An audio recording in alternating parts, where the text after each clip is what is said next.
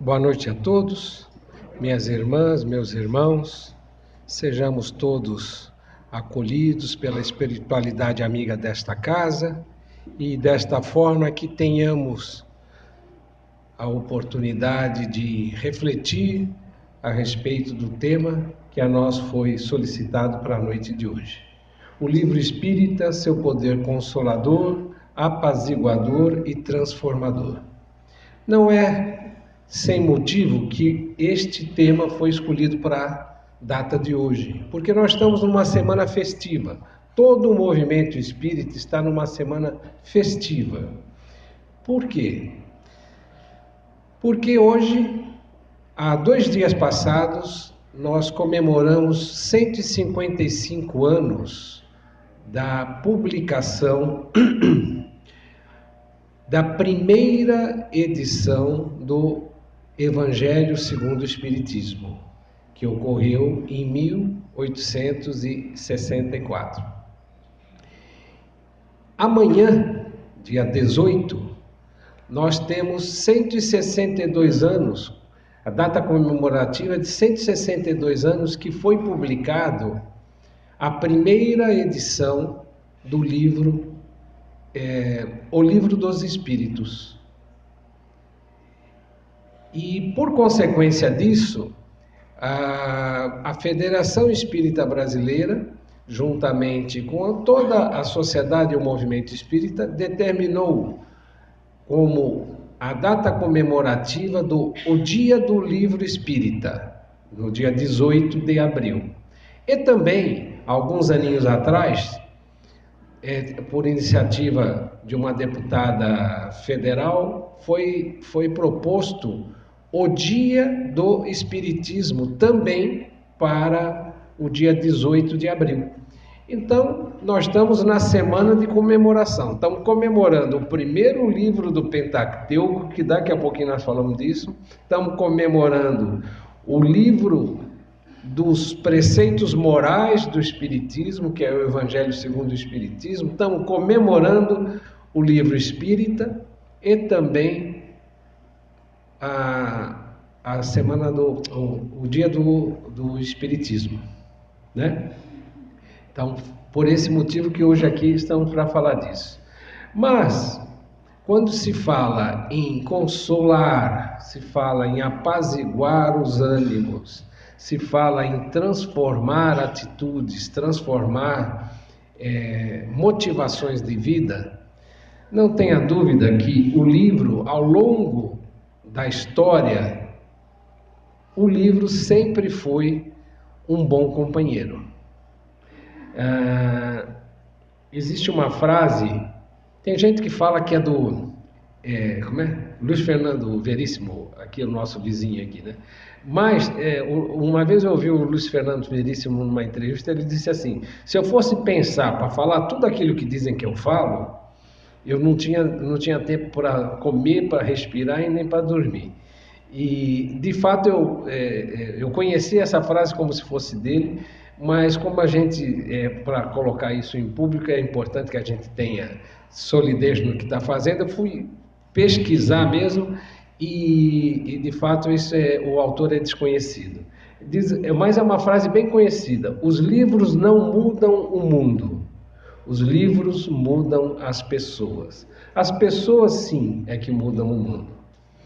Então, de uma forma geral, o livro ele é uma janela de oportunidades para que a gente vivencie rapidamente aquilo que o outro muitas vezes demorou uma existência toda para chegar a algum tipo de conclusão.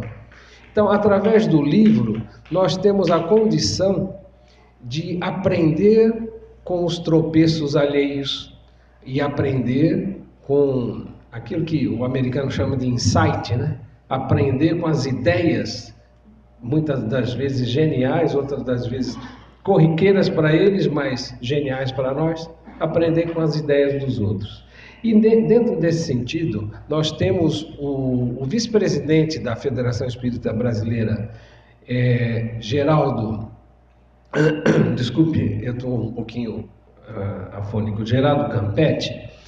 ele diz assim: o livro é o médium da informação, do conhecimento e da sabedoria. E o livro espírita possui a importante missão de espargir luzes de esclarecimento e consolação a todas as mentes sedentas de explicações, e aquelas em busca de entendimentos, bem como aos corações aflitos que anseiam apaziguar sofrimentos e encontrar alívio aos seus pesares. A doutrina espírita, diferentemente de diversas outras correntes filosóficas e religiosas, ela não tem na sua base doutrinária dogmas, ou seja, conceitos permanentes dos quais, entendendo ou não, nós temos que seguir. A doutrina espírita nos convida a ter a autonomia no nosso entendimento de si mesmo, da natureza, do universo. Então, não dependemos do outro para o nosso crescimento espiritual. E, nesse sentido, toda a bibliografia espírita nos facilita por demais essa busca dessa força própria para a nossa evolução, para o nosso crescimento. Sendo assim, ao invés de colocarmos, como em diversas correntes filosóficas, como em diversas correntes religiosas, colocarmos na mão do outro a nossa salvação, nós colocamos em nós mesmos os nossos motivadores para nos salvarmos dos nossos sofrimentos, dos nossos anseios, das dificuldades às quais nós nos deparamos no dia a dia. O nosso codificador, Allan Kardec, ele coloca no Evangelho segundo o Espiritismo, no capítulo 6, no item 5, uma frase que foi transmitida pelo Espírito de Verdade, em Paris, em 1860. Então ele coloca assim: Espíritas, amai-vos, eis o primeiro ensinamento. Instruí-vos, eis o segundo. Todas as verdades são encontradas no cristianismo. Os erros que nele criaram raiz são de origem humana. E eis que, além do túmulo, em que acreditáveis o nada, vozes vêm clamar-vos. Irmãos, nada perece. Jesus Cristo é o vencedor do mal, sede os vencedores da impiedade. Dentro desta conceituação colocada pelo Espírito de Verdade, que foi o coordenador espiritual de todo o trabalho da codificação do Espiritismo, foi o Espírito de Verdade. E o Espírito de Verdade, ele coloca que junto do amor ao próximo, nós temos que buscar a nossa instrução. Não fosse isso, o trabalho de Allan Kardec não teria o sentido que tem. Allan Kardec, para que a gente tenha uma noção do trabalho realizado pelo Allan Kardec, eu vou me permitir, peço a permissão de todos, a rapidamente colocar o que Allan Kardec fez nesse trabalho de codificação. O Allan Kardec, ele, primeiramente, ele era um pedagogo, ele era um matemático, enfim, ele tinha uma série de predicados na formação acadêmica dele, foi diretor de escola, enfim, foi um dos principais discípulos do Pestalozzi, que quem conhece a educação sabe a importância do Pestalozzi. E o Allan Kardec, ele chamava-se Léon Hippolyte Denisard Rivail. Esse professor, muito respeitado na sociedade parisiense no final do século XIX, ele buscou, ele recebeu informações de que estavam ocorrendo situações onde coisas mirabolantes, coisas fantásticas estavam acontecendo, como comunicações dos espíritos com as pessoas. Falar isso hoje em dia, aqui, é muito comum, praticamente.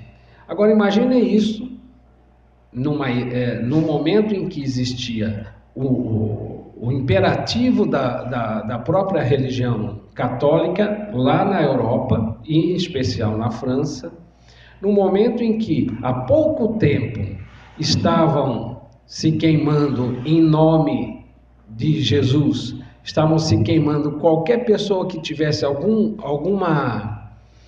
alguma sensibilidade diferente, já era colocado como bruxo, bruxa e ir embora para a fogueira. Recém isso aconteceu na Europa, dali a pouquinho começam a acontecer no mundo inteiro diversas manifestações. O Allan Kardec, como um homem de gênio, como um homem de ciência, ele tomou ciência disso porque a sociedade parisiense, onde ele morava, ela estava num frisson tremendo em cima desse assunto, que era o assunto, inclusive, de reuniões das diversas pessoas da sociedade em torno de uma mesa para ver a mesa girar, bater, fazer comunicação. E a partir daí o Allan Kardec, com esse gênio e ciência deles, talvez não tão claro para ele a missão que ele já teria, ele saiu por pesquisar o que estava se passando. E foi daí então que em 1857 ele editou o primeiro livro da codificação do Espiritismo, que é o Livro dos Espíritos. Esse que amanhã fará aniversário de 162 anos. Esse trabalho, a gente não tem noção do tamanho do esforço que foi fazer esse trabalho. Porque a comunicação com os espíritos, o Allan Kardec, ele por uma questão do princípio, da coerência com o princípio científico dele, ele entendeu que o ensino dos espíritos, ele não poderia sair de um espírito, senão não seria 12 espíritos. Ele teria que sair e ser confirmado por muitos espíritos. Consequentemente, ele buscou muitos comunicantes, muitos médiuns pelos quais os espíritos falavam.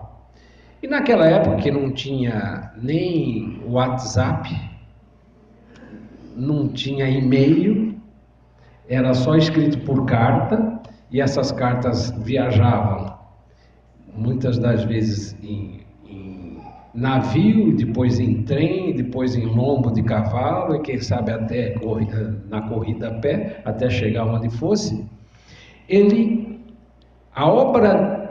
Toda a codificação básica, ela foi toda checada com diversos espíritos. Por quê?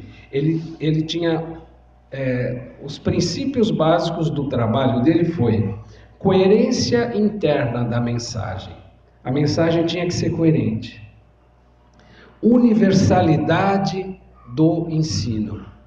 Então, se o ensino não fosse confirmado por diversos espíritos, ele, muito embora pudesse até ser um bom ensinamento, ele colocava de lado.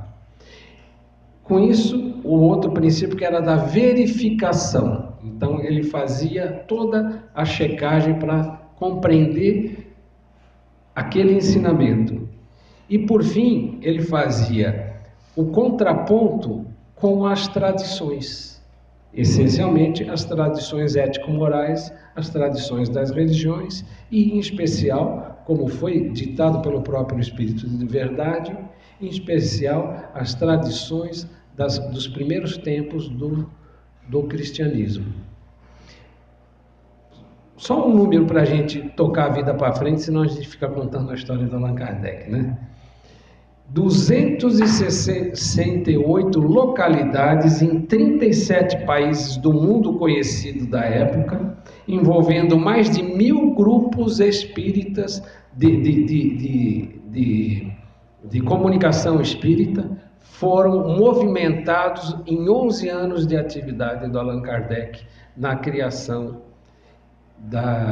e na codificação da doutrina espírita. Portanto, quando se fala a doutrina dos espíritos, efetivamente, com todos os parcos recursos daquela época, nós podemos afirmar, é a doutrina dos espíritos. E em se falando do livro espírita, nós não podemos deixar de falar, primeiramente, da codificação básica do espiritismo, que veio através desse espírito de escola, que veio na missão que foi o Allan Kardec. Sendo que nós chamamos Pentateuco, porque Penta é 5, né? O Pentateuco kardeciano, muito embora ele tenha tido muito mais obras. O Livro dos Espíritos, que foi esse editado em 18 de abril de 57, o Evangelho segundo o Espiritismo, o Livro dos Médiuns, o Céu e o Inferno e a Gênese. Só que toda a obra do Kardec, em pouco mais de uma década, ele se dedicou integralmente a isto. Em pouco mais de uma década, ele publicou, em 1857, o Livro dos Espíritos. Começou então justamente para fazer todo esse intercâmbio, fazer todo esse trabalho científico, começou a editar. Durante 11 anos ele editou, começando em 1858, a Revista Espírita. Era um volume por mês, onde todas essas trocas de correspondências, ele criava diversos artigos, normalmente de 18 a 35 artigos por revista mensal, e todos os meses, durante 11 anos, ele editou essa revista. Começou em 58. Em 59, um opúsculo, uma obra pequenininha chamada O que é o Espiritismo. E em 60, o Livro dos Espíritos recebeu sua segunda edição, sendo que na primeira edição ele tinha 519 questões feitas aos espíritos. Essa edição que a gente tem contato, a primeira tinha 509. Essa edição que nós temos contato, ela tem 1019 questões. Essa é de 1860. Depois, em 61, veio o Livro dos Médiuns. Em 62, o Espiritismo na sua expressão mais simples, que é uma obra pequena, também bastante didática. Em 62 também, ele fez toda uma viagem pelo interior da França para saber como é que estava a difusão do Espiritismo em toda aquela região, e editou um livro chamado Viagem Espírita. Em 64, o Evangelho segundo o Espiritismo. 65, o Céu e o Inferno. 68, a Gênese, com isso fechou o Pentateuco. Em 69, pouco antes do seu desencarne, Catálogo Racional das Obras para se fundar uma biblioteca espírita. Pouca gente conhece esse livro, é um livro bem interessante, que ele dá uma diretriz das coisas importantes para se estudar. E em 1890 foi publicado, já depois do desencarne dele, o Obras Póstumas, que faz parte também das obras da codificação. Dá para ler todos esses livros? Dá. Em pouco tempo? Não. Leitura dinâmica? Dá. Vamos assimilar tudo que dá para assimilar? Não. Então, quando a gente fala do poder consolador, a gente tem que buscar entender que dentro do nosso trabalho de autoinstrução, nós encontramos os porquês. E no encontrar o porquê, nós começamos a ver um sentido diferente para aquilo que a gente sofre. Então, nesse sentido é que o livro espírita nos traz esse bálsamo, como disse o nosso irmão Carlos Natividade agora há pouquinho. Sendo que, com o desencarne do Kardec, o trabalho do movimento espírita continuou. E ele teve, na verdade, além da esposa dele, que é a Amélie Boudet, que foi uma companheira muito forte dele durante toda esse trabalho desses 11 anos, secretariando mesmo o Kardec no trabalho dele, ele teve, essencialmente, ele teve 3 baluartes que oportunizaram a não ter ocorrido uma quebra de continuidade com o desencarne dele. Foi o Gabriel Delanne, o Camille Flammarion e o Leon Denis. Sendo que o Leon Denis, ele era bastante... tinha uma oratória espetacular e era um grande poeta, né? E o Leon Denis é outra expressão que vale para nós espíritas conhecermos a obra de Leon Denis. Em especial, eu destaquei ali 4 livros do Leon Denis, sendo que o último deles eu diria que é como, de vez em quando eu falo que seria o livro de cabeceira de todos nós que sofremos.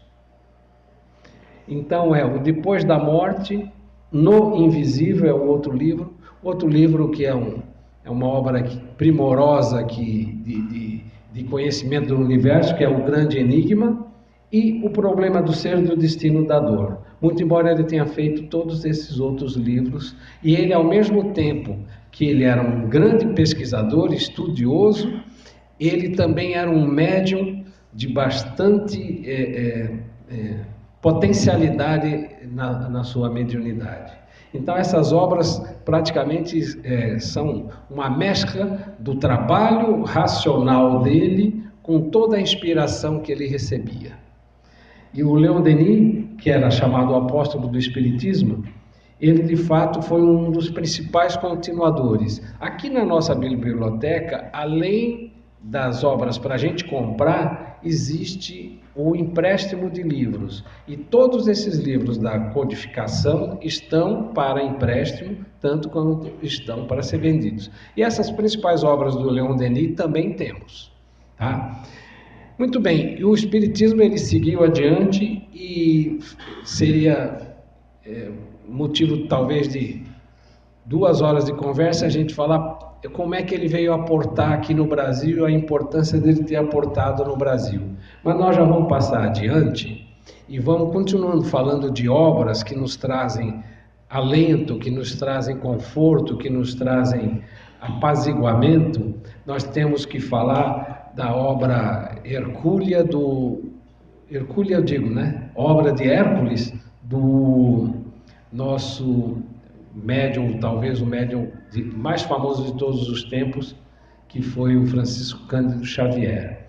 No ano de 31, foi o primeiro encontro que o Chico teve com Emmanuel, o seu mentor, e ao mesmo tempo foi um dos principais espíritos que ditou obras através de sua psicografia. E ele estava à sombra de uma árvore, à beira de uma represa, enquanto ele orava. Nessa hora viu uma cruz luminosa, percebendo a figura de um senhor que vestia uma túnica sacerdotal. Essa foi a interpretação dele. Ocorreu então o famoso diálogo entre o Chico e o Emmanuel. E o diálogo é esse aqui. Faço questão de colocar justamente pela singeleza desse diálogo e pela firmeza do mentor. Está mesmo disposto a trabalhar na mediunidade? O mentor pergunta. Sim, se os bons espíritos não me abandonarem. Você não será desamparado, diz Emmanuel, mas para isso é preciso que trabalhe, estude e se esforce no bem. O senhor acha que eu estou em condições de aceitar um compromisso? Perfeitamente, desde que respeite os três pontos básicos para o serviço. Qual é o primeiro ponto? Disciplina. E o segundo? Disciplina. E o terceiro?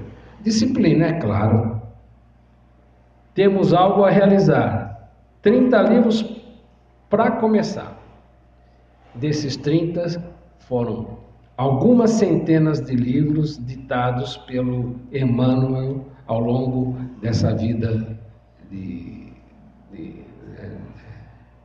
quase 100 anos que o Chico viveu. São centenas de livros. Aqui, só para uma pincelada, só aí tem mais de 70. Também, através do Chico, nós temos, do Emmanuel, nós temos obras fabulosas. Agora, eu destaco, além das obras históricas que nos remontam ao tempo de Jesus, que é há 2000 anos a principal obra, Paulo e Estevão, 50 anos depois, além dessas obras que nos colocam no tempo do cristianismo, no seu nascedouro, ele tem uma obra chamada O Consolador. Ele aceitou uma proposta de um grupo espírita onde o Chico trabalhava, e ele durante alguns meses ele respondeu a questionamentos do próprio grupo. Então é muito interessante quem acha que é difícil ler o Livro dos Espíritos. Lendo o Consolador, nós temos muitas dicas a respeito dos problemas que a gente vive, de uma maneira talvez um pouco menos, um pouco mais acessível, vamos dizer assim. Então vale a pena ler. Aí depois nós temos um outro espírito que também foi um encontro interessante que o Chico teve. Segundo o próprio Chico, o relato que ele teve do Espírito virou livro graças a um Espírito que nunca teria revelado sua verdadeira identidade e que assinava as obras com o pseudônimo de André Luiz.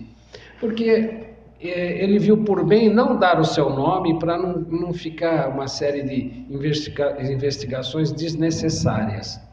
E mesmo assim, vira e mexe, tem gente falando, o André Luiz é fulano de tal, o André Luiz é ciclano. Então ele diz assim, o espírito de André Luiz teria se apresentado para Chico Xavier, dizendo que escreveria alguns livros com ele. O médium aceitou e pediu um nome que seria assinado nas obras. Havia um rapaz dormindo na cama do lado, naquele momento, que era justamente André Luiz, que era irmão de Chico, meio irmão de Chico. E o médium diz que esse foi o pseudônimo que o espírito escolheu para assinar as obras. Então, é muito interessante essa narrativa do Chico, para ver que não é o nome que importa, o que importa foi o valor das obras que ele trouxe. E ele trouxe, enfim, obras fabulosas para o nosso entendimento de nós mesmos, o entendimento dessa relação entre o mundo espiritual e o mundo material, entre essa comunicação entre nós, espíritos encarnados, e os espíritos que vivem na erraticidade. Então, são obras, digamos assim, romanceadas, e que são obras que nos facilitam compreender, porque traz a vida espiritual sob uma ótica que fica mais acessível para o nosso pequeno entendimento. Então lá nós temos o Nosso Lar. Só uma pesquisa. Quantos aqui viram o filme Nosso Lar? Pode levantar a mãozinha? Foi bastante. E o livro, quem leu? Já tem menos, mas tudo bem. E algum outro livro de André Luiz? Quem leu por aqui? Tá bom também. Então, Nosso Lar, os mensageiros, isso aqui é na sequência, tá? Na sequência da publicação. Nosso Lar, os Mensageiros, Missionários da Luz, Obreiros da Vida Eterna, no mundo maior, libertação, entre a terra e o céu, nos domínios da mediunidade, ação e reação, evolução em dois mundos, mecanismos da mediunidade, sexo e destino e a vida continua. São livros do André Luiz. Natural que a obra do Espiritismo, ela continua vigorosa, e através da psicografia de diversos outros médiuns, nós temos obras maravilhosas que nós não citamos aqui, senão a gente ia ficar aqui fazendo indevidamente comercial de obra espírita, né? Mas nós temos, hoje, ainda encarnado, também já na altura dos seus 80 e quase 90, né? O Divaldo? Passou 90? Já passou 94, né? 94, está certo. Então, o Divaldo, ele trouxe para nós, para quem gosta da psicologia e gosta do aspecto psicológico do entendimento do ser humano, ele trouxe para nós obras importantíssimas de um espírito de luz chamado Joana de Ângeles. Então tem obras excepcionais para a gente mergulhar para dentro de si mesmo e, como diz no popular, conseguir entender as cobrinhas, lagarto e crocodilo que de vez em quando pulam de dentro para fora, né? Então a Joana de Ângeles também é um espírito que trouxe muita coisa boa. O próprio Divaldo, as obras de Manuel Filomeno de Miranda, Sueli Caldas Schubert, gente, tem muita gente boa que a gente poderia ficar aqui falando horas e horas a respeito da literatura espírita. Mas o fundamental, que é como eu gostaria de dar uma fechada nesse tema, o fundamental é assim: a letra escrita, ela já foi para o passado. Ela só vive o presente através de nós. Porque quem escreveu já escreveu. Então, quando a gente lê um livro, mesmo que seja um livro romanceado, como as obras de André Luiz, e a gente simplesmente lê como se fosse um romance, sem buscar fazer aquele contraponto entre aquilo que eu sinto, aquilo que eu vivo, aquilo que eu já vivenciei e aquelas situações que são colocadas, é meramente ilustrativo. Não diria que não serve para nada, para alguma coisa serve, mas não serve tanto. Quando o movimento espírita, através de Kardec, ele passou a mobilizar toda aquela alta sociedade parisiense, ele tinha uma proposta inusitada e excepcional para toda aquela sociedade, que era sair das trevas da religião dogmática, daquela religião imposta, sair das trevas do materialismo que já estava dominando toda a Europa daquele tempo, para um novo conceito de ser, que é o ser autônomo na sua caminhada evolutiva, porque todos nós somos, pela nossa essência divina, somos espíritos perfectíveis, ou seja, todos nós um dia seremos perfeitos, porque isso é inexorável, isso é a centelha de Deus que habita o mais íntimo do nosso ser, é ela que nos propulsiona à busca da perfeição. O próprio Leon Denis, ele tem uma figura muito poética até, onde ele coloca que todos nós partimos do mesmo porto e chegaremos ao mesmo porto de destino. com base na doutrina dos espíritos. Porque os espíritos, ao responder a Kardec, quando ele pergunta como Deus cria os espíritos, eles colocam que nós não temos condição de entendimento e de elevação moral para compreender como Deus cria os espíritos. Entretanto, no momento que ele faz a individualização do princípio inteligente na criação de um espírito, ele cria a todos nós igual, simples e ignorantes. Só que dentro de nós ele põe uma centelha de sua divindade, e essa centelha é que vai fazer com que nós, de forma a cumprir com a nossa própria natureza, vamos rumar para o nosso progresso, rumar para o crescimento do nosso entendimento no aspecto do saber científico, no aspecto da sabedoria vivencial e, essencialmente, no aspecto do amor. Então, essa trilogia entre ciência, sabedoria e amor, em todos esses três aspectos, todos nós um dia estaremos nos pináculos da perfeição. E nesse momento, como diziam os antigos, você fala os hebreus, você fala os assírios, eles tinham uma linguagem muito poética, muito diferente dessa racionalidade nossa. Então eles diriam assim: nesse momento onde perfeito chegarmos ao estágio da perfeição, nós teremos o direito de olhar a face de Deus. E dessa maneira, então, meus irmãos, minhas irmãs, eu desejo que esse Deus, nosso Pai, a inteligência primordial de todas as coisas e o princípio do amor que existe no mundo, nos cubra a todos com sua luz, sua paz, sua harmonia e seu amor. Agradecido que estou pela boa vontade e a paciência que todos tiveram de me ouvir até agora. Desejo a todos uma boa noite, uma boa semana, que estejamos sempre cobertos das bênçãos de Deus, de toda essa espiritualidade amiga que aqui se encontra. Uma boa noite.